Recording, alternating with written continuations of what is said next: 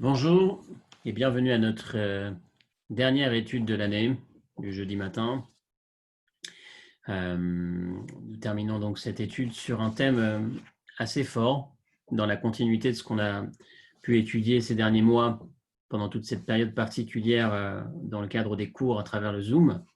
Donc dans le dernier cours, on va essayer de conclure cette approche, l'approche qu'on a essayé de garder tout au long de ces mois, c'est-à-dire essayer de voir, de regarder la crise qui n'est pas complètement tout à fait derrière nous malheureusement, et voir finalement les trois profils qui peuvent exister lorsqu'on rencontre une difficulté. Il y a celui qui va euh, baisser la tête, s'effondrer, il y a celui qui va être dans le déni, qui va l'ignorer, et il y a celui, c'est la troisième approche, qui va faire ce qu'on essaye de faire depuis le début de cette période, c'est chaque semaine, chaque jour, à chaque fois qu'on s'est arrêté pour étudier, voir comment est-ce qu'on peut optimiser, si on peut dire, si on peut s'exprimer de cette façon, le moment difficile, la crise qu'on traverse, comment est-ce qu'on peut pas simplement supporter la crise, mais s'en servir pour véritablement être différent, la regarder les choses différemment, se regarder différemment et sortir plus grand. Alors on a travaillé sur les différents thèmes récurrents, on va dire, tout au long de ces mois, tout ce qui est en tant que personne, être meilleur en tant qu'individu, être meilleur dans nos relations entre amis, professionnels, famille, dans les relations, dans le cadre du couple, dans le cadre de l'éducation des enfants. On a abordé tous ces thèmes, si vous voulez, l'approche était de se dire, on n'a pas la chance de pouvoir se rencontrer physiquement, on n'a pas la chance de pouvoir vivre une vie standard, classique, on vit un moment difficile, mais dans ce moment difficile, on ne va pas simplement se contenter de nous en sortir, mais d'aller au-delà, de sortir plus grand. Et dans cet esprit, je voudrais reprendre donc le thème de la paracha de cette semaine, puisque cette semaine, nous lisons deux parachiotes, mais la première est donc la paracha de Choukat. Choukat, on va voir que c'est une paracha qui survole quand même, qui fait un grand trajet, un grand parcours avec le peuple juif, puisqu'au début de la paracha, on est encore à la première année après la sortie d'Égypte, et à un moment donné, on bifurque sur 39 ans plus tard, la fin du périple, la fin de ces longues années, ces 40 années ou presque, puisque là, on démarre à la 38, enfin, on rejoint la 38 ou 39e année de ces déplacements dans le désert avant d'arriver enfin en Eretz Israël. Une semaine assez, une paracha charnière en fait, où on va vivre les derniers moments de cette génération, la génération qui est sortie d'Égypte, qui a vécu des miracles inimaginables, des miracles que personne n'a jamais vécu, et qui va finalement, et c'est le point sur lequel on va s'arrêter, commettre à nouveau une erreur, se plaindre à nouveau, et déclencher une tragédie dans le peuple, puisque des serpents vont s'abattre sur le peuple juif et commencer à mordre et tuer, faire souffrir et tuer les individus du peuple, de la communauté qui était donc pendant cette période. Donc, on va prendre le texte comme à chaque fois, on essaie d'avoir quelques éléments du verset pour pouvoir suivre un peu l'évolution. Vaïsou mehorahar derech yamsouf, tout en haut de la page, première référence, Bamidbar 21, donc le chapitre 21 du quatrième livre de la Torah, qui est donc la paracha de Choukat dans laquelle là où nous nous trouvons et qu'on ira donc ce Shabbat. Vaïsou me'orahar, ils voyagent, ils quittent Orahar, Derech Yamsouf, Lisbov et Eretz Edom. Ils se retrouvent finalement, alors qu'ils évoluaient étape par étape, ils ont fait plusieurs étapes, plusieurs arrêts, plusieurs pauses dans le désert. Là, bizarrement, il y a un moment donné où ils vont se retrouver 7 étapes en arrière, ils vont se retrouver à nouveau à proximité de la mer Rouge, Lisbov et Eretz Edom, et Tikvatisar Nefesham Badarech. On est après la disparition de Myriam, on est même après excusez-moi, on arrive dans cette même paracha à la disparition d'Aaron, et on a cette histoire avec l'eau, le rocher, ils n'ont pas d'eau, si vous vous souvenez. Et puis, on va dépasser, même dans le cadre de cette histoire, à un moment donné, le peuple va se plaindre et va dire Vaïdaber Belokim ou Moshe. Le peuple va se plaindre contre Dieu, le peuple va se plaindre contre Moshe, va râler et va dire Lama Heilitanu Mitzrayim, pourquoi est-ce que tu nous as fait monter, pourquoi est-ce que tu nous as fait sortir d'Égypte, Lamoud Bamidbar, et nous laisser mourir dans le désert, parce qu'on a l'impression finalement qu'on va mourir dans ce désert. d'où est-ce qu'on tient, d'où est-ce qu'on a cet avis-là, pourquoi est-ce qu'on est tellement tranché, qui est lechem parce qu'il n'y a pas de pain, on ne mange pas de pain dans le désert. Ven maïm, et maintenant on vient d'avoir le souci avec l'eau, on n'a plus d'eau. Venafchen ou katsa, et on n'en peut plus de ce pain bizarre, de ce mauvais pain, ce pain particulier qui fait donc référence à la manne. La manne, cette nourriture miraculeuse qui tombait du ciel, qui pouvait permettre à chacun de ressentir le goût qu'il souhaitait ressentir. C'était vraiment de la forme magique de nourriture, très légère. Et Rashi va dire, les fichiers Haman, Nivla, Beivarim, Rashi, le commentateur qui accompagne la Torah, donc qui décode et qui développe chaque fois que c'est nécessaire au niveau du verset. Haman, Nivla, Beivarim, parce qu'en fait, cette manne avait cette nourriture miraculeuse. Un de ses miracles était aussi qu'il n'avait pas de déchets. Tout était absorbé, rien ne ressortait. Et donc, Kirao, Kelokel, Amrou, ils se sont dit, Atid Amanazé, qu'est-ce qui va se passer avec cette manne finalement? Ça rentre, ça rentre, ça rentre. À un moment donné, on va éclater. On risque de vivre un incident majeur. Qu'est-ce qui se passe? Habituellement, quand on consomme un plat, on évacue une partie. Là, on n'évacue rien. Tout reste à l'intérieur. Klum Yeshielo Disha, existe-t-il un être humain chez Machnis, Veino Motsi, qui ne fait que absorber et qui n'évacue, qui ne rejette rien. Donc, c'est inquiétant, ça les inquiète, ils sont inquiets à ce moment-là. Et une fois n'est pas coutume, ils vont se plaindre. Donc, on est à ce moment incertain où Aaron meurt, les colonnes de nuée qui accompagnaient, qui protégeaient le peuple juif, pardon, ces nuées de gloire disparaissent aussi. Amalek, l'ennemi juré du peuple juif, revient en se disant tiens, il n'y a plus ces colonnes de nuée, Aaron n'est plus là, on peut y aller, on va essayer de s'attaquer au peuple juif. Il y a ce moment d'incertitude, finalement Amalek ne s'en sort pas, mais le peuple s'inquiète, est inquiet à ce moment-là de ces nouvelles épreuves qui se présentent à lui, et il y a ce vent de folie qui les traverse une nouvelle fois et qui dit tiens, retournons en Égypte, il y avait quand même un certain confort. Assez difficile à comprendre, mais en tout cas c'est ce qu'ils vont dire. Et donc, en se plaignant sur la manne, l'interrogation qu'on va avoir aujourd'hui, le point de départ de notre réflexion, la structure est plus ou moins toujours la même dans le cours du jeudi matin, c'est s'arrêter sur un des points de la paracha,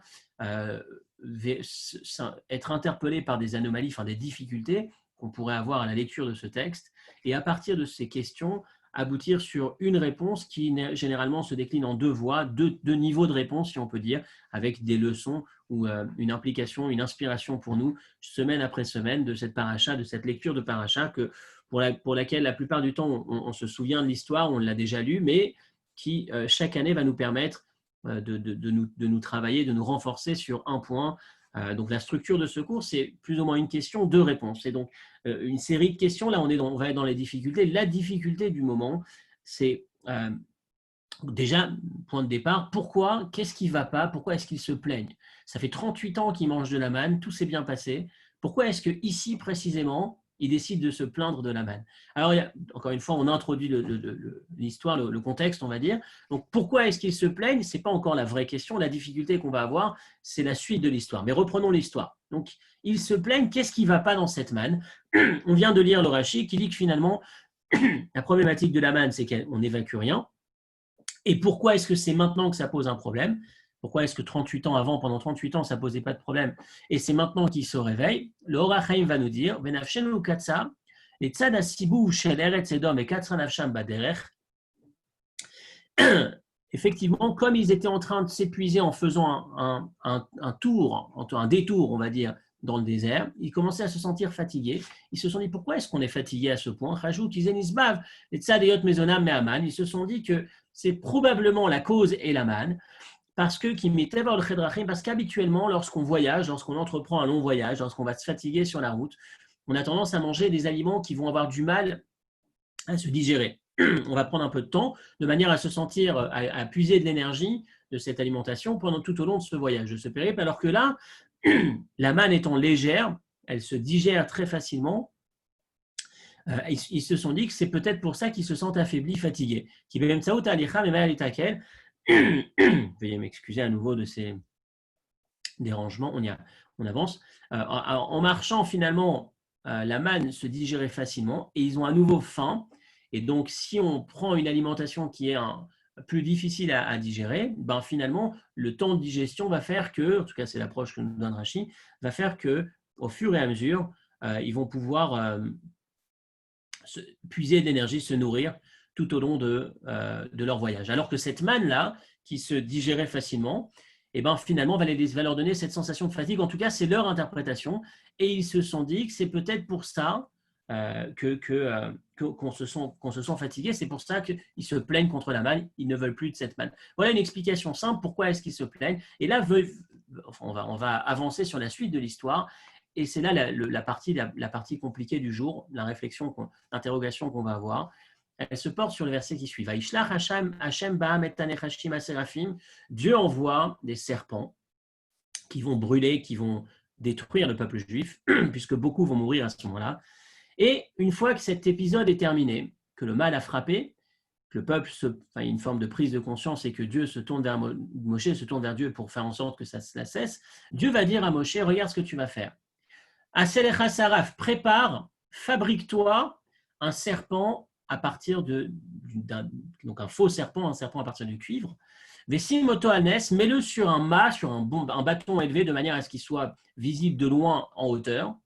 Veaya kol anashur, et toute personne qui aura été atteinte par une morsure de serpent, verra auto, il se tourne, il regarde ce serpent, et ce faux serpent, donc, qui est donc posé, accroché ou suspendu sur cet énorme bâton, enfin en hauteur, ce mât comme il appelle, et verra auto, il le verra, vachai, et il continuera à vivre, il sera sauvé, épargné de cette morsure. Donc, effectivement, on a tous en tête, je pense qu'on a des pharmaciens, des médecins qui voient tout à fait le début, l'origine, la genèse du caducée, même si effectivement l'origine du caducée n'est pas officiellement de la Torah, mais plus une culture qui va penser que le Dieu qui guérit, c'est le serpent. Mais en tout cas, l'origine Torah, la base dans la Torah, le début du caducée, c'est donc ce serpent entouré sur ce mât, sur ce bâton, exposé en hauteur, que Moshe a fabriqué, ce faux serpent que Moshe a fabriqué, et qui va finalement déclencher la guérison de ces personnes qui étaient atteintes de ces morsures.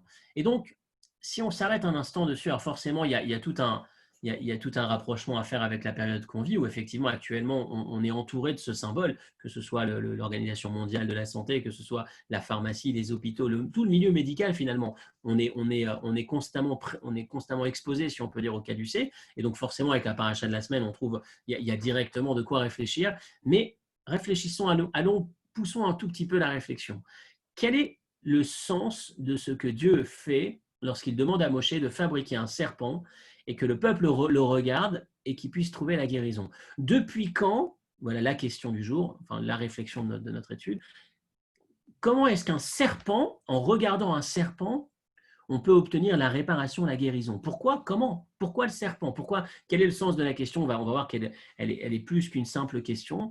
C'est que le serpent, à part le fait que c'était effectivement le serpent qui les mordait et qui les tuait, mais même spirituellement, humainement, le symbole du serpent, c'est en hébreu, quand on parle de quelqu'un qui est nachash, qui est armoumi, qui est rusé, qui est tordu, c'est-à-dire qui ne fonctionne pas de manière droite, de manière honnête, qui va systématiquement chercher à embrouiller, à abuser de l'autre. Il est nachash, on l'appelle un nachash, quelqu'un qui est un truand d'une certaine manière. Le terme utilisé, c'est le serpent. Spirituellement, le serpent, c'est quoi le serpent? C'est celui qui a déclenché l'arrivée de la première forme d'impureté sur Terre. La mort existe sur Terre, ne devait pas exister initialement dans le projet de la création. Au départ, c'était l'homme qui devait vivre éternellement. Adam, le premier homme, a été créé, et pas le projet, enfin, l'arrêt de la vie n'était pas encore programmé quand on lit l'histoire. C'est le serpent qui intervient et qui va faire entrer sur Terre, dans le langage kabbalistique, Zouama, de l'impureté, de la saleté. La mort va intervenir parce que le serpent va, dans l'histoire de la première faute de l'arbre, du fruit de l'arbre de la connaissance, Etz Hadat, lorsque le serpent va aller voir Chava, Ève, la première femme de l'histoire, et va discuter avec elle, l'inciter, négocier avec elle, la manipuler d'une certaine manière, pour qu'elle arrive à prendre le fruit. Vous savez, Dieu finalement vous a interdit de manger de ce fruit parce qu'il s'inquiète que vous puissiez lui être semblable. Il a peur de votre potentiel.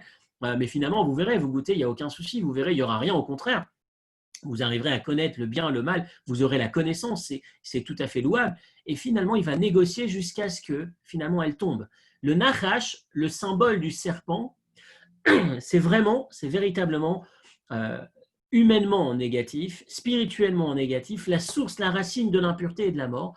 Qu'est-ce que peut faire un serpent sur un bâton pour être exposé en source de guérison, en source de bénédiction, de réparation de la maladie? Ils ont été mordus par ce serpent. Tu demandes de regarder le serpent. Le serpent pose problème à tous les niveaux. D'un point de vue technique, matériel, on ne comprend pas en quoi est-ce qu'un serpent peut guérir, mais ce symbole-là, en dehors de la partie matérielle, ce symbole nous pose problème. Regardons ensemble, encore une fois, la suite du texte, la suite des références d'aujourd'hui. Vous allez voir que c'est une question qui est développée déjà par les commentateurs déjà il y a un moment. Rabbi Ovadia Notonra, il pose la question. Caché chez l'homme Matsinu Shamarlo Akadosh Baruch Hu. Pardon, excusez-moi. Je passe ce morceau, excusez-moi. Je vais à la référence numéro 2. Bereshit Gimel, le troisième verset troisième chapitre, pardon, du premier livre de la Torah, de la Genèse, Bereshit. Yomer Hashem Elokim El Anachash. Dieu s'adresse au serpent et lui dit, Arurata, puisque tu as fait cela, tu seras maudit de toutes les espèces animales qui existent sur terre. Le Chida ajoute un commentaire très intéressant dont on en a parlé, on en a retiré un extrait il y a quelques temps, lorsqu'on nous raconte l'enterrement, l'oraison funèbre prononcée à l'occasion de la disparition du Rabbi Moshe Cordovero, le Harizal, le Rabbi Yitzhak Luria, le grand kabbaliste qui était cet élève, mais le jeune élève, si on peut dire, a été, dans un contexte, dans des circonstances particulières, a été invité à être celui qui prenne la parole pour prononcer un discours ou quelques mots après la disparition de ce très grand sage, très grand maître, très jeune, un kabbaliste qui est un grand kabbaliste. Il va donner le commentaire suivant. Le verset dans Devarim va nous dire, lorsqu'on va trouver chez un homme une faute qui déclenchera la mort. Alors, il y a une autre explication, une autre traduction à ce texte, Chet Mishpat Mavet, traduction que nous donne donc Harizal lors de cette oraison funèbre, lorsqu'on est face à une disparition, à un décès totalement inexplicable. On n'arrive pas à comprendre comment se fait-il que cet individu ait à disparaître. Il était tellement bon, tellement juste, il faisait le bien, il n'y avait aucune raison qu'il meure aussitôt. La seule raison qu'on puisse évoquer à ce moment-là, pardon, Chet Mishpat Mavet, Chet dans le sens un manquement quant à l'explication du pourquoi est-ce qu'il est mort, la seule explication qui nous reste, Vetalita Oto al Etz, tu feras dépendre sa disparition de la faute, de la première faute de l'histoire de l'humanité. Alors, c'est une traduction commentée, ce n'est pas la traduction au premier degré. Le premier degré, c'est lorsqu'un individu est passible de la peine de mort et se retrouve pendu. Mais la deuxième traduction de ce texte, en fait, quand on reprend les mots, les mêmes mots peuvent avoir une seconde signification. Et cette seconde signification, nous dit le Harizal, c'est qu'en fait, lorsqu'on est face à une personne dont on ne sait pas expliquer, on ne comprend pas pourquoi est-ce qu'elle a disparu, la raison pour laquelle sur laquelle on va faire dépendre, si on peut dire, sa disparition, c'est la faute de cette première faute. Donc, c'est quoi cette première faute? C'est encore ce serpent qui a introduit sur terre l'impureté et déclenché la mort. Donc, on continue dans le texte. Quand on voit une personne et on ne comprend pas pourquoi est-ce qu'elle est morte, elle n'a rien fait, Vetalita Oto Aletz, Kenomar, fait dépendre sa disparition, Be'etio Shel Nachash, à cause du serpent, Ve'etzadat, etc., etc. Donc, finalement, le serpent, c'est la cause de la mort. La cause de la mort, techniquement, ils sont mordus par un serpent, ils meurent. La cause de la mort, spirituellement, à l'origine, la base de la mort sur Terre, c'est parce qu'effectivement, il y a un serpent qui est intervenu. Tout cela vient accentuer notre question. Comment se fait-il que ce soit ce serpent que Dieu demande à Moshe de fabriquer pour exposer sur ce bâton et qui puisse être ensuite regardé par les personnes atteintes de cette morsure? Quel est le sens? Et donc, cette question a été posée dans le passé. La Mishnah dans le Talmud va nous répondre dans Rosh Hashanah, Gimel Chet, 3e chapitre, 8e paragraphe. La Gemara pose la question, est-ce qu'effectivement, on peut considérer que ce soit le serpent qui tue ou le serpent qui donne la vie? Et voilà l'explication qui va être donnée par le Talmud. Bisman, chez Israël Mistaklin Klapemala, lorsqu'on lève les yeux vers le ciel, lorsque la communauté, le peuple juif, lève ses yeux vers le ciel et regarde ce serpent, mais en fait, ce n'est pas le serpent, c'est la démarche de lever les yeux au ciel. Alors à ce moment-là, Meshavdim et Libam Laviam Sheba Shamayim, ils ont conscience que ce qui leur arrive, c'est parce qu'il y a besoin de se soumettre davantage au projet divin, se connecter à Dieu. Donc s'ils lèvent les yeux au ciel, ils sont tout de suite guéris. Et si malheureusement la réflexion, la démarche de l'individu n'est pas de lever les yeux au ciel, mais de rester sur terre, à ce moment-là, effectivement, ça ne fonctionne pas. Et donc, ce que va dire entre autres le Gourari dans un autre commentateur, la même expression, Imken Lamalinachash, pourquoi un serpent? Il dit, la question que va poser le Gourari, et c'est la question qui arrive pour nous, je suis désolé dans le texte, je n'ai pas encore le texte suffisamment clair, ça prend un peu de temps à arriver. Donc, finalement, si on récapitule, pourquoi le serpent selon la Mishnah? Parce qu'il faut lever les yeux au ciel. Lever les yeux au ciel, se tourner vers Dieu. Sauf que, et vient la question supplémentaire, et c'est toujours la même question, mais avec une réponse qui n'est pas suffisamment, à mon sens, satisfaisante, c'est que pour faire lever les yeux au ciel, il suffit de demander au peuple de lever les yeux au ciel. Ou éventuellement, de mettre peu importe l'objet, l'exposer vers le haut et demander de regarder cet objet. Mettre une photo des tables de la loi, mettre une photo de Moshe, mettre n'importe quel autre symbole de Kedusha, n'importe quel objet, n'importe quelle image, ou simplement un bâton vide vers lequel on monte le ciel et on incite les personnes touchées à regarder le ciel. Mais pourquoi fabriquer un serpent dont l'origine de ce serpent est la représentation de tout ce qu'il y a de négatif, tout ce qui est contraire à la vie dans tous ses sens, c'est-à-dire la vie physique, matérielle, la vie dans le sens noble, les valeurs de la vie, la sainteté de la vie, la pureté sur terre, etc. etc. Si le serpent est le symbole de tout ce qu'il y a de négatif depuis le début de l'histoire de la création, comment se fait-il que Dieu demande à Moshe de préparer un objet qui représente cet élément négatif? Quel est le sens? Qu'est-ce qui se passe derrière? Donc ça, c'est notre question. En sachant que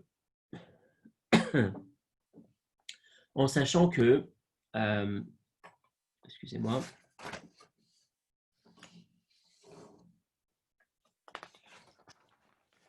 continue. En sachant que la fin de cette histoire va être finalement tragique. Ça veut dire que lorsque Moshe va fabriquer ce bâton, ce serpent, qui va poser sur ce bâton, plus tard, ce serpent va rester longtemps, va rester ce symbole de cette guérison obtenue dans le désert après cette tragique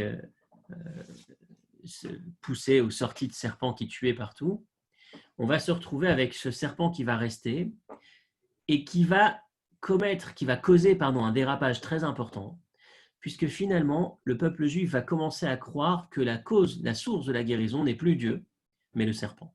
Et donc, il va y avoir un phénomène d'idole, une forme d'idole, où on va se mettre à regarder l'objet, à regarder le serpent, le serpent fabriqué par Moshe, et considérer que c'est véritablement l'objet qui cause la guérison. Donc, deuxième temps dans notre question, c'est pourquoi un objet? Pourquoi un serpent avec tout ce qu'il représente de négatif, mais cran supplémentaire, alors que finalement, on va tomber, le peuple va finir par tomber, commettre l'erreur, une erreur grave, puisque tomber dans une forme d'idolâtrie, considérer qu'il n'y a plus Dieu qui est la cause de la guérison, mais que c'est ce fameux objet, ce serpent fabriqué par Moshe qui est la cause de la guérison. Et comme on va le voir dans le texte, à un moment donné, plus tard, à l'époque des rois, Chizkia ou Amalek, le roi Chizkia va détruire les objets qui poussaient le peuple à tomber dans l'idolâtrie. Donc il y a toute une série d'objets qui représentaient des idoles. Et dans cette série, il y a ce serpent que Moshe a fabriqué. Quel rapport? Comment est-ce qu'on peut les mettre dans la même série? Et la réponse est que le peuple considérait cet objet, le servait, se tournait vers lui véritablement comme une forme de Dieu. Regardez le texte ici dans Melachim, dans les rois, où Essir et Tabamot. Le texte raconte que le roi donc a fait retirer les Bahamot, c'est-à-dire ces autels sur lesquels on faisait des sacrifices en dehors du temple. Veshavar et Amatsevot, il a détruit les idoles. Vekarat et Asherah, il a coupé, déraciné les arbres qui servaient, qui étaient idolâtrés d'une certaine manière. Vechitet Nachash Nechash Anechoshet, et il a coupé, tranché, cassé Nechash Anechoshet, ce serpent fabriqué en cuivre par Moshe Rabbeinu. Asher Asa Moshe que Moshe a fabriqué. Kiadayami Mahema, parce que à cette époque-là, Ayou Bene Israël, Mekatrim, le peuple juif, lui servait des encens allumés, une forme de sacrifice à ce serpent fabriqué par Moshe. Vaïkralo Nechushtan, et donc le roi l'a cassé et l'a appelé Nechushtan. Rashi va dire cette expression qui dédaigne, qui forme humiliante par rapport à ce serpent. C'est rien du tout, ça n'est qu'un morceau d'argile, un un petit morceau de serpent. Il lui a fait perdre, il a d'une certaine manière détruit ou retiré la valeur d'idole que le peuple juif lui avait donnée. Et d'où le deuxième temps dans la question, comment se fait-il que Dieu demande à Moshe de fabriquer un serpent avec tout ce que ça représente de négatif et surtout ce que cela va engendrer chez le peuple par la suite, un dérapage inestimable, arriver à considérer que Moshe soit la cause de cette nouvelle forme d'idolâtrie qui interviendra. Dieu ne l'avait pas vu, Dieu ne l'avait pas anticipé. Quel est le sens de ce passage dans la paracha de la semaine? Je répète, où une fois que le peuple se plaint, une fois que le peuple dérape et que les serpents interviennent, on demande à Moshe de fabriquer un serpent pour guérir les morsures du serpent. Voilà notre réflexion, voilà notre interrogation aujourd'hui. Et on va essayer de voir différentes approches de réponse, globalement deux, une à un premier niveau et l'autre à un niveau plus poussé, plus riche comme à chaque fois, et essayer d'en tirer donc un enseignement pour nous, pour la vie en général et en particulier pour notre période, et peut-être dans le cadre de ce dernier cours, j'espère le dernier cours en Zoom, en tout cas exclusivement en Zoom. J'espère que l'année prochaine, à la rentrée, on pourra avoir la chance, le plaisir de nous retrouver au restaurant comme tous les jeudis matins depuis près de 20 ans pour cette étude. Bon, je pense qu'on gardera malgré tout la possibilité d'étendre à ceux qui ne peuvent pas venir à travers le Zoom. Mais en tout cas, j'espère que ce sera le dernier exclusivement en Zoom. Il faut prier pour que cette crise soit totalement, définitivement débarrassée, enfin retirée, qu'on n'ait plus de soucis là-dessus, que tout le monde soit en bonne santé. Et donc, dans cet esprit, on parle de santé, on parle de morsure, on parle de crise finalement, le peuple qui était atteint massivement par la mort. Alors, forcément qu'on se sent, il y a toujours une odeur de tout ça actuellement, même si ce n'est pas dans les mêmes proportions, même si on espère une amélioration. Mais en tout cas, essayer de retirer un enseignement sur le regard qu'on peut porter sur cette période ou que la Torah nous invite à porter à deux niveaux. Donc, premier niveau, première approche, première réponse aujourd'hui, c'est de prendre conscience. Alors, j'en ai parlé il y a un Shabbat, il y a 3 semaines, je crois que c'était le premier Shabbat où on est revenu dans les synagogues. Premier élément, c'est d'essayer de comprendre ce qui s'est passé chez le peuple au moment où il se plaint. Qu'est-ce qui se produit lorsque le peuple se plaint? Il se plaint parce qu'il ne veut plus de manne. Qu'est-ce qui s'est passé? Alors, on a vu tout à l'heure, il y a l'idée de la fatigue du chemin qui leur a fait penser que peut-être ils étaient moins nourris parce que ça se consommait trop vite, ça se digérait trop vite, trop facilement. Il y a une approche qui consiste à dire qu'en fait, lorsqu'ils s'approchent d'Israël, on est 38 ans après le début du voyage, donc on est presque à l'approche d'Israël, ils s'approchent des villages habités et ils vont récupérer du vrai pain. Et là, ils vont s'apercevoir que ce vrai pain, on l'évacue, il a un goût différent, il n'est pas exactement comme la manne et ils vont se plaindre. Mais en fait, ils vont dire à Dieu, on veut enfin des choses normales, naturelles. On ne veut plus des choses miraculeuses, spéciales. On veut se nourrir normalement. Et Dieu va leur répondre, et vous verrez dans le texte, ce n'est pas écrit Vayishlach Hashem, c'est écrit Vayishalach. La différence entre Vayishlach et Vayeshalach est fine, mais un des éléments qui ressort de cette nuance, c'est qu'il n'a pas envoyé le serpent. Il a lâché ce qui les empêchait d'intervenir. Autrement dit, lorsqu'on va dans le désert, on sait tous que dans le désert, il y a des serpents. C'est une zone dangereuse. Et bizarrement, miraculeusement, il n'y avait pas de serpents. Et donc Dieu va dire au peuple, jusqu'à présent, vous viviez avec le miracle, tout allait bien. Aujourd'hui, vous vous plaignez, vous voulez plus de miracle, vous voulez la nature, vous voulez manger du pain classique, vous voulez plus d'intervention de Dieu. Eh bien, si c'est ce que vous souhaitez, vous allez l'avoir. Et donc, la seule chose qu'il fait à ce moment-là, c'est retirer ce qui empêchait les serpents de venir. Vous voulez vous tenir exclusivement à la nature, voilà ce qui se passe quand on se tient exclusivement à la nature. Dans cette approche, je vais un cran plus loin dans la réflexion toujours, il y a le symbole du masque, très intéressant, le rapport entre ce texte et le masque. Dieu va demander au peuple de regarder le serpent. Pourquoi est-ce qu'il leur regarde? Il leur demande de regarder le serpent comme cause de guérison. Ce n'est pas la cause de guérison, c'est la source du mal qu'ils ont causé. En fait, tout au long de l'histoire du peuple juif, en passant par le veau d'or principalement, une faute ou la révolte de Korach ou les explorateurs un peu plus tôt, mais surtout les grandes fautes, peut-être pas les explorateurs, mais le veau d'or ou la révolte de Korach, on a l'impression qu'il y a un vrai projet de destruction, il y a une guerre qui est entamée, on fabrique un objet, etc. Mais là, le peuple peut se dire à un moment donné, qu'est-ce qu'on a fait finalement? On s'est plaint. Et alors, qu'est-ce qu'il y a si on s'est plaint? Est-ce que c'est un drame de se plaindre? On a dit, on en a marre, on ne veut plus recevoir cette manne, on veut manger du pain. C'est pas dramatique finalement. Qu'est-ce qu'il y a de si mal? Finalement, il n'est question que de mots. Des mots. J'ai simplement prononcé des mots. Et alors, pour illustrer un peu la chose, pour caricaturer, on n'a rien à faire. On passe la journée dans notre tente. Et entre deux, on s'est dit, tiens, on va discuter. On a parlé de la pluie et du beau temps. Et au cours de la conversation, on s'est dit, ras-le-bol de cette manne. Il faudrait qu'on passe à autre chose. Dieu, il pourrait faire autre chose. Et on va même jusqu'à exprimer cette plainte. Mais finalement, se plaindre, ça n'est qu'exprimer des mots. Et les mots, est-ce que c'est si grave que ça? Et Dieu leur met ce serpent et leur dit oui, les mots, c'est si grave que ça. Ne crois pas que le mot, c'est rien. Rappelle-toi ce serpent, c'est celui qui a simplement parlé avec Ève, avec Rava. Il a discuté avec elle, mais t'inquiète pas, tu peux prendre le fruit, c'est rien du tout, Dieu, il n'y a rien qui se passera. Ce ne sont que des mots, mais qui ont finalement introduit la mort dans l'humanité depuis le début de l'histoire. C'était un serpent. C'est que des mots, mais des mots sont capables de tuer. Ce ne sont que des mots, mais rappelez-vous que se plaindre, ce sont des mots qui peuvent détruire l'humanité. Et aujourd'hui, effectivement, il y a encore une fois ce parallèle où on va nous demander de mettre le masque, on en parlait ce fameux Shabbat, le masque sur la bouche, le masque sur le nez, parce qu'on a appris, on le vit de plein fouet aujourd'hui avec la crise du Covid, où finalement, c'est ouvrir sa bouche, ne pas protéger sa bouche, ne pas protéger son nez, parce qu'avec le nez aussi, on peut insinuer pas mal d'idées. Je redonnais cette image la dernière fois. Lorsque quelqu'un vous pose une question sur un individu, qu'est-ce que tu penses de celui-ci pour un job ou qu'est-ce que tu penses de celle-là pour la présenter à telle ou telle personne pour un mariage? Il suffit simplement de bouger du nez en disant, avec cette expression, on a déjà vu il faut peut-être aller ailleurs, c'est peut-être pas la bonne personne. On peut tuer effectivement avec un mot. Alors aujourd'hui, on nous demande de nous protéger avec un masque parce qu'avec une goutte de salive qui sort lorsqu'on ouvre la bouche, on peut effectivement tuer ou en tout cas semer la mort sur la planète entière. Mais en parallèle, ce que ce texte veut nous dire, et je vais aller jusqu'au bout de cette idée, l'importance du mot, mais pas le mot dans le sens de la lachon hara comme on a pu le voir jusqu'à présent.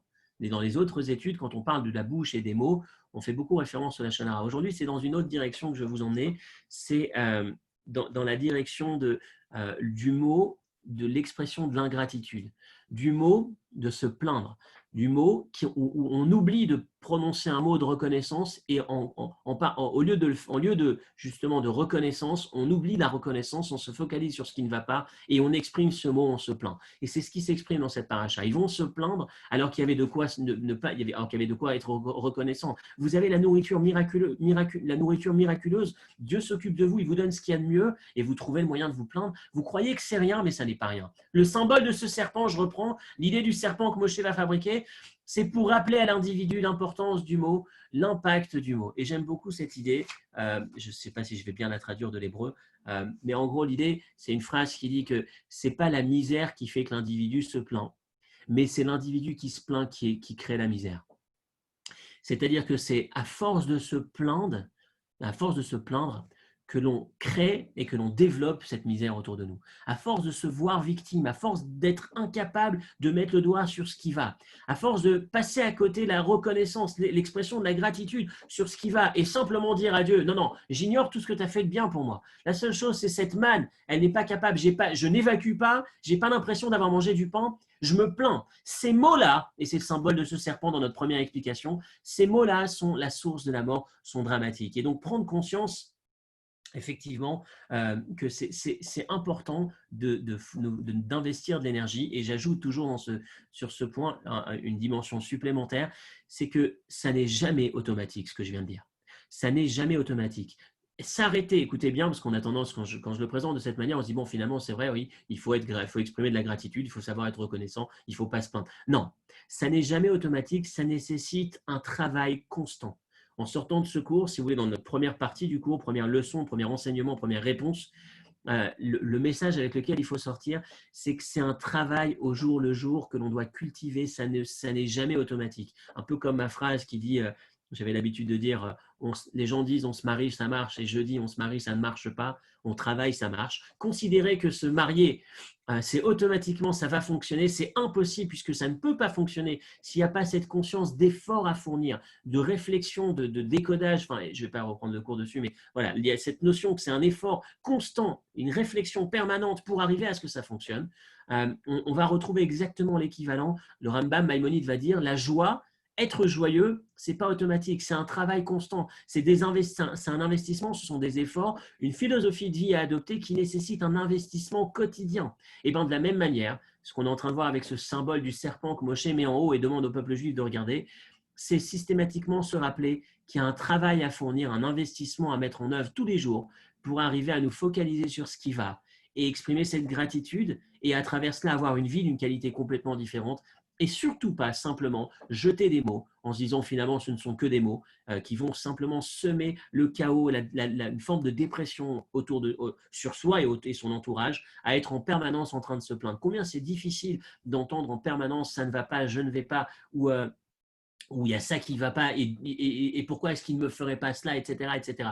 Cultiver, s'investir et travailler au quotidien pour cultiver la culture de la reconnaissance, c'est-à-dire se focaliser sur ce que j'ai plutôt que simplement victimiser en me focalisant sur ce qui ne va pas. C'est un travail, ce n'est pas automatique, et c'est donc la première approche qu'on avait aujourd'hui. Ce serpent qui est ce symbole de la parole, du mot qui détruit, du mot négatif dans le contexte d'aujourd'hui, pas le mot simplement la médisance, mais le mot négatif, le mot où on se focalise sur ce qui ne va pas plutôt qu'exprimer la reconnaissance. C'était donc la première partie, mais on va aller un cran plus loin. Pourquoi? Et on va terminer sur cette deuxième approche qui est plus riche, beaucoup plus forte, parce que finalement, il y a un élément manquant dans cette réponse.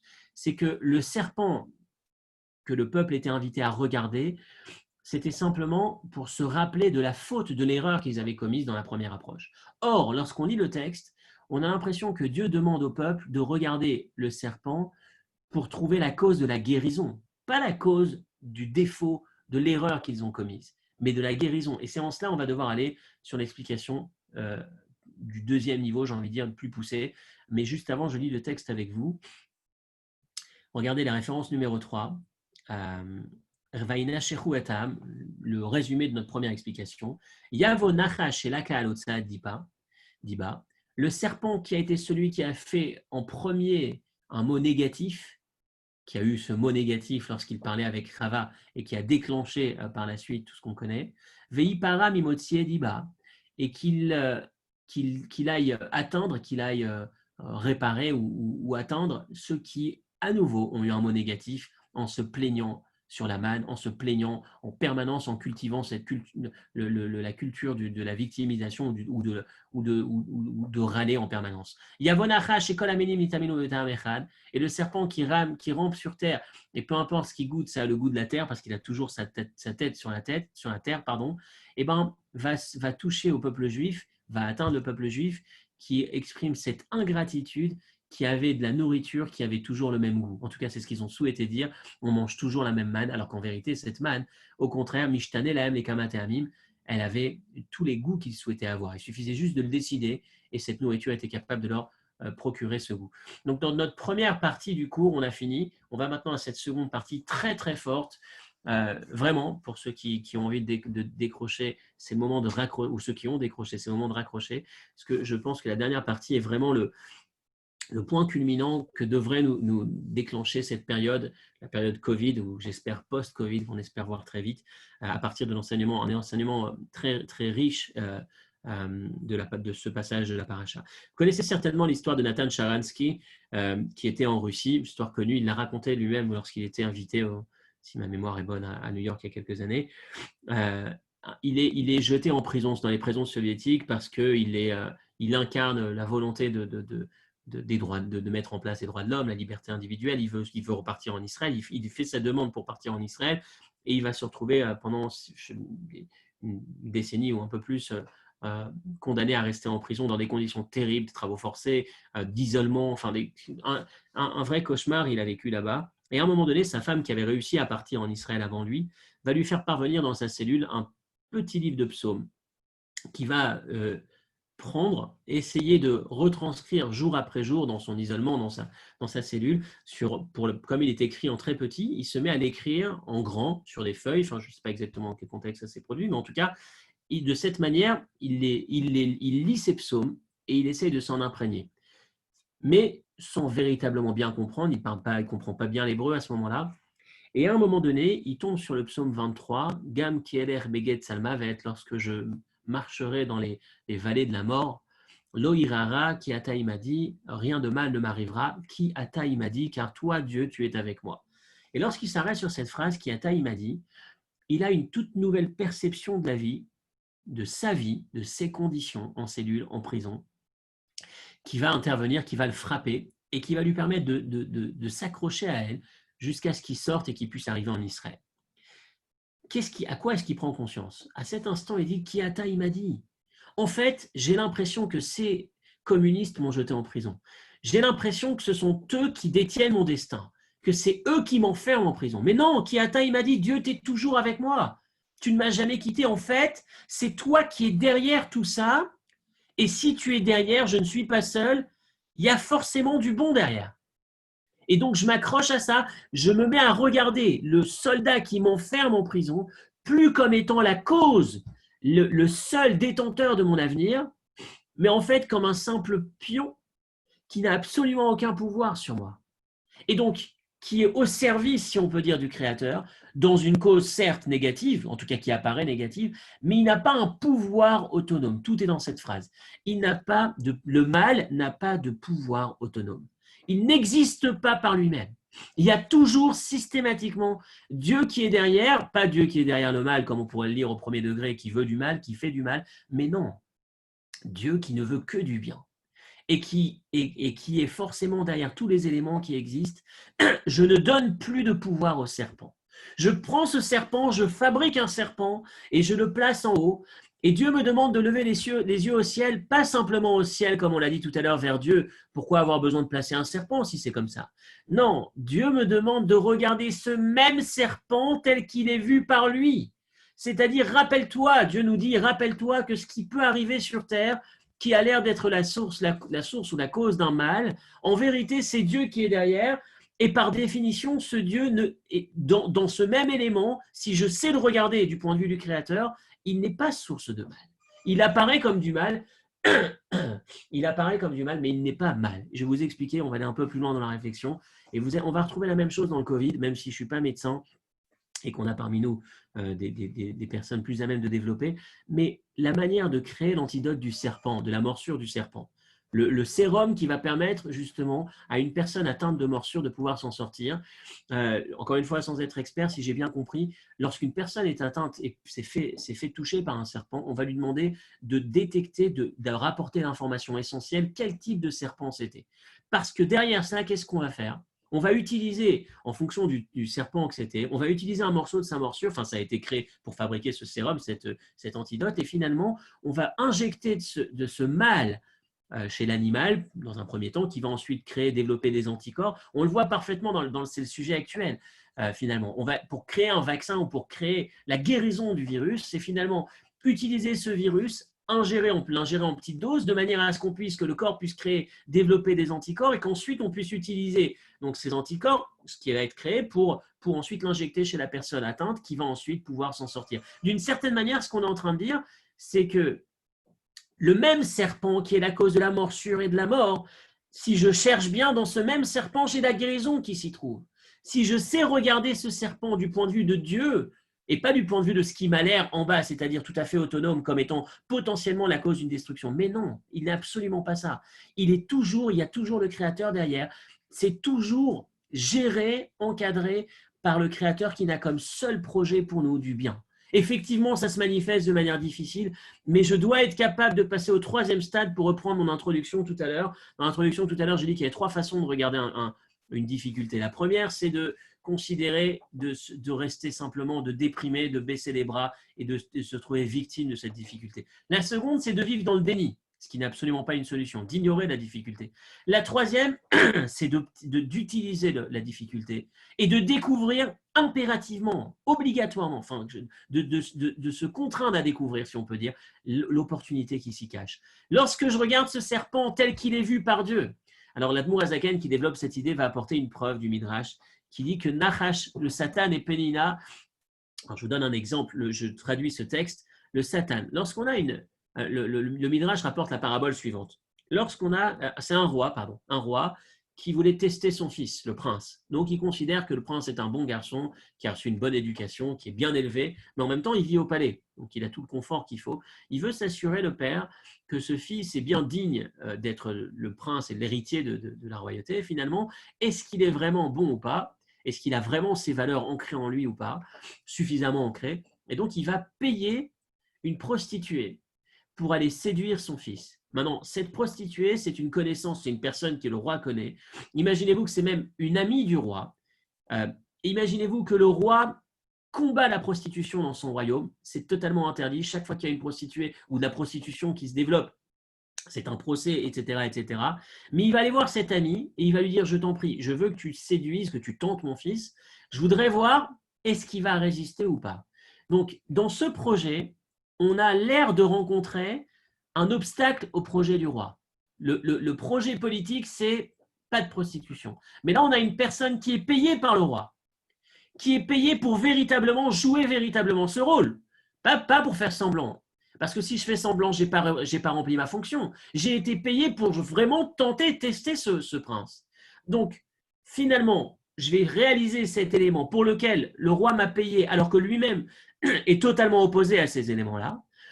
Et pour aller le faire devant le prince, pour tester, pour tenter le prince de la manière la plus authentique, pour qu'il soit vraiment tenté. Mais mon projet à moi, mon rêve à moi, qui suis l'ami du roi, payé par le roi, c'est que vraiment ce fils ne tombe pas dedans. Donc, il est au moment même où elle tente le fils, son souhait le plus profond, c'est qu'il ne tombe pas. C'est exactement ça le pouvoir du Satan sur terre.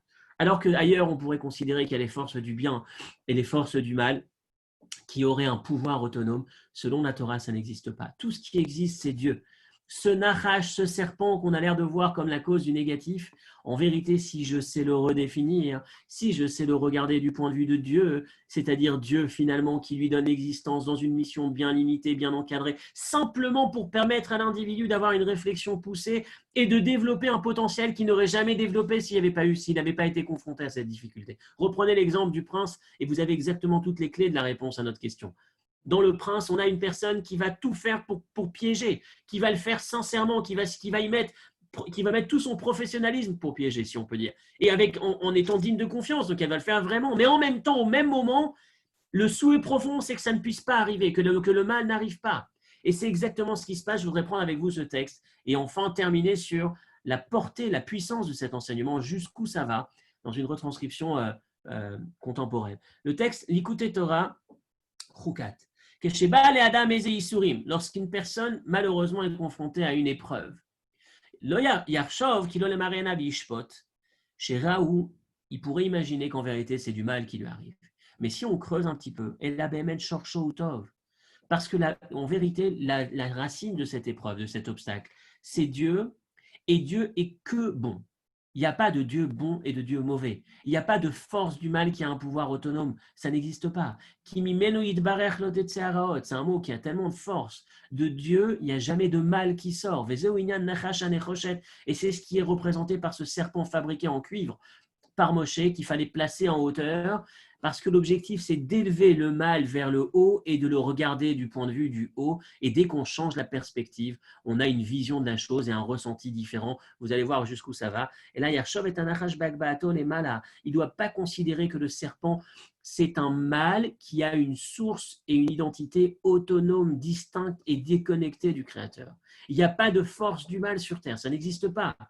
Béchorcho, à la racine de ce serpent, la seule chose qu'on a, c'est le Créateur. Chez Enonifrad, le serpent, le mal, n'est pas déconnecté de Dieu. C'est-à-dire que c'est qu'un obstacle qui n'a comme raison d'être en vérité que de pousser l'individu à développer un potentiel nouveau, des ressources qu'il ignorait avoir avant d'être confronté à cette difficulté. C'est comme l'exemple de la prostituée qu'on a cité tout à l'heure, qui n'est là que pour le tester, qui véritablement veut son bien. Je voudrais reprendre dans la même idée et presque finir, parce que je finirai sur une déclinaison concrète très forte.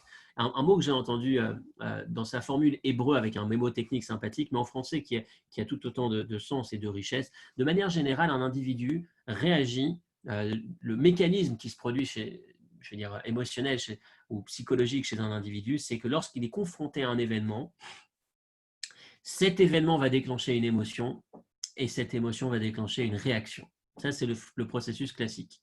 Quelqu'un me met en colère, quelqu'un me fait du mal, je me mets en colère, ou alors il y a un obstacle qui se présente à moi, je déprime, et la réaction de cette émotion, déprime, je suis triste, je suis cassé, c'est que je vais me mettre au lit, je vais baisser les bras. ou il m'a énervé, je suis en colère, cette émotion va déclencher une réaction, je vais pas contrôler et je vais réagir de manière disproportionnée ou négative. De manière générale, ce qui se passe, c'est qu'il y a un événement, une réaction émotionnelle et puis ensuite une réaction concrète, un comportement. Le comportement qui est la conséquence de la réaction émotionnelle, qui est la conséquence de l'événement auquel j'ai assisté. 3 temps. L'événement, la réaction émotionnelle et le comportement. En hébreu, j'aime beaucoup parce que c'est 3 lettres qui deviennent 4. C'est le Arat, Aleph qui veut dire Iroua, le Resh qui veut dire Regesh et le Tav qui veut dire Tegouva. Donc Iroua, l'événement, Regesh, l'émotion, Tegouva, la réaction. Ça, c'est le processus classique. Comment est-ce qu'on fait pour s'en sortir et pour ne pas tomber dans ce piège? Il faut ajouter le Efrat, le P entre le Aleph et le Resh. Qu'est-ce que c'est que ce P? Iroua, l'événement arrive.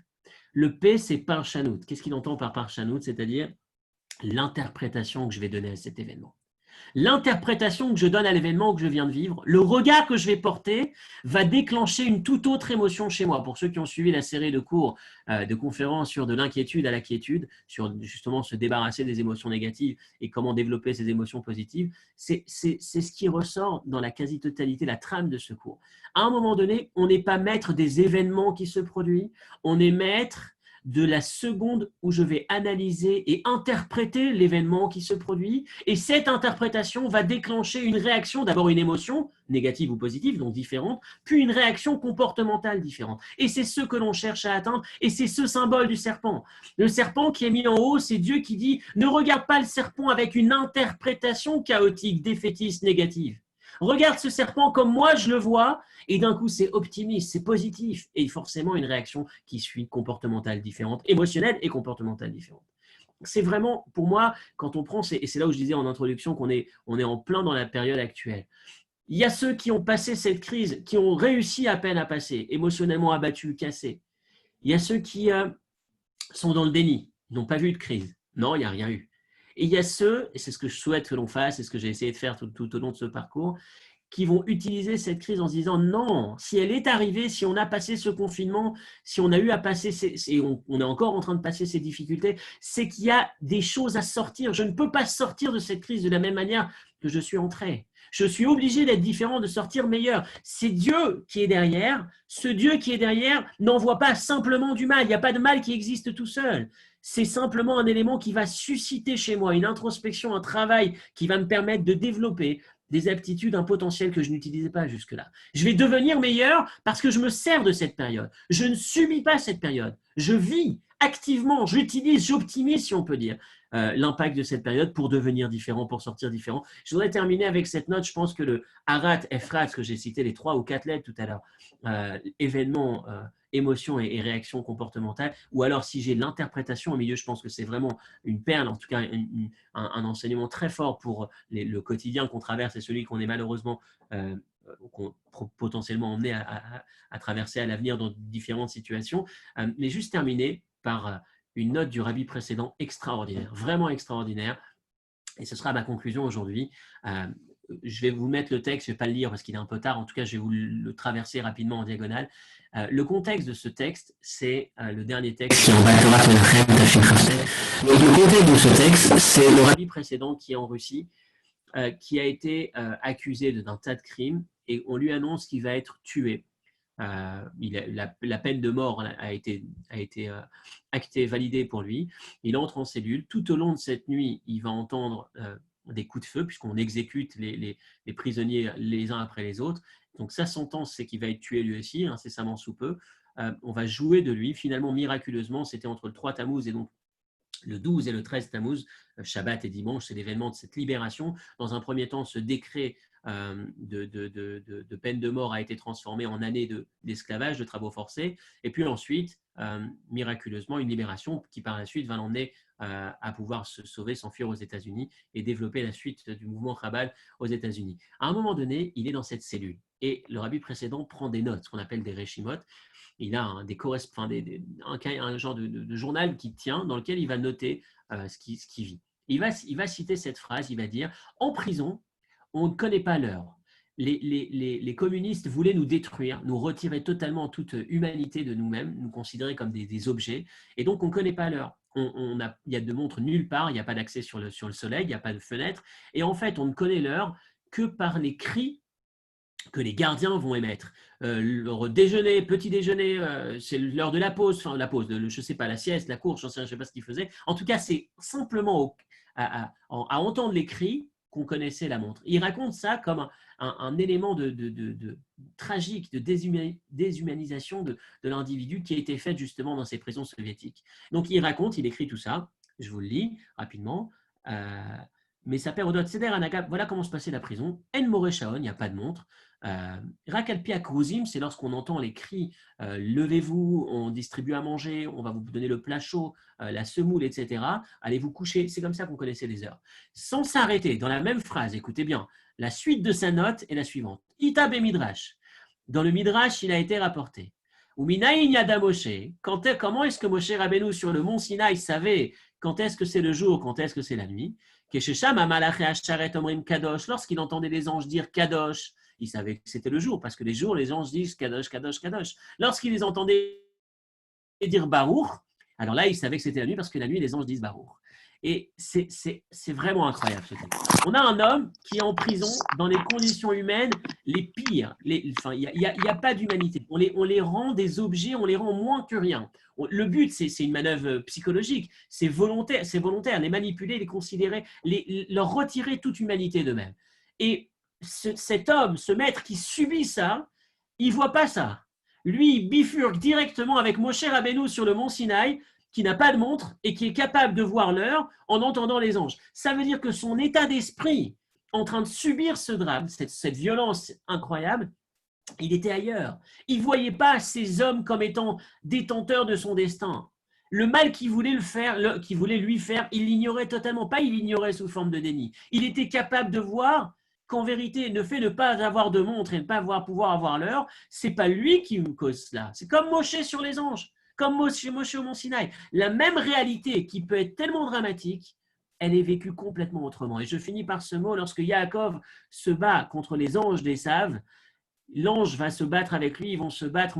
Yaakov va se retrouver à boiter parce qu'il a été atteint au nerf sciatique. Et à la fin de la nuit, lorsque l'ange lui dit ça y est, je m'en vais, qu'est-ce qu'il lui dit, Yaakov? Je t'attrape, je ne te laisserai pas partir tant que tu ne m'auras pas béni.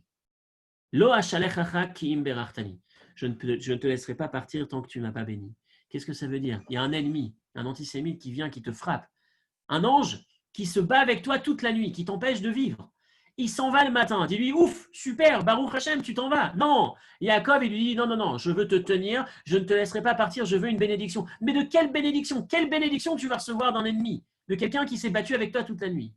Et la réponse est qu'un juif, Yaakov nous enseigne, on a appris à vivre de chaque galère, de chaque ennemi, chaque histoire, chaque difficulté, on doit sortir une bénédiction. On regarde cet événement comme n'accordant aucun pouvoir à l'ennemi qui est en face de moi. Aucun élément, il n'y a aucun pouvoir autonome. Il y a toujours, il n'y a que des serpents entre les mains de Dieu, des serpents dans le sens, ce serpent qu'on regarde. Quand on sait voir le mal à sa source, c'est-à-dire qu'Akadosh Baruch Hu est derrière, est forcément derrière, il n'y a pas deux forces, il y a forcément un bien. Je veux à tout prix retirer de chaque épreuve, de chaque obstacle, de chaque difficulté, un élément positif plus grand, une opportunité qui en ressort. Et c'est ça le sens de Kiim Berartani Yaakov qui dit « Je veux une bénédiction de chaque épreuve, on doit sortir plus grand ». Et c'est le message de ce serpent. Le serpent même, la cause même de la morsure qui va créer la mort dans le peuple juif, en vérité, si je sais la regarder du point de vue du Créateur, j'arrive à découvrir que c'est la source de la guérison, qu'en vérité, cet obstacle n'est là que pour me permettre de développer, de grandir. Sachons regarder notre quotidien de cette manière, le quotidien particulier qu'on traverse, l'ensemble des difficultés auxquelles on peut être confronté. Je pense que c'est une leçon très forte, peut-être qui nécessite un plus long développement ou un peu plus d'approfondissement, mais comme je l'ai dit tout à l'heure, rien n'est automatique, c'est un travail, c'est une discipline, c'est une gymnastique qu'il faut mettre en œuvre. Autant la première partie de notre cours, la gymnastique d'exprimer la reconnaissance et de ne pas nous focaliser sur cette victimisation, autant la seconde partie, être capable de voir les choses en profondeur du point de vue plus profond de leur source et de découvrir qu'il n'y a pas de menace ou d'obstacle absolu, il n'y a que des opportunités pour nous permettre de grandir. Shabbat Shalom, je vous souhaite de passer de très bonnes vacances, même si ce n'est pas tout à fait les vacances, mais on se retrouvera pour nos cours à partir de la rentrée, si Dieu veut. On espère vous retrouver nombreux en live, en direct, face à face, si Dieu veut, en espérant que cette crise soit derrière nous, au Amen. restaurant Il Sedici à Boulogne, 9 h tous les jeudis matins. Merci Mickaël, Shabbat Shalom.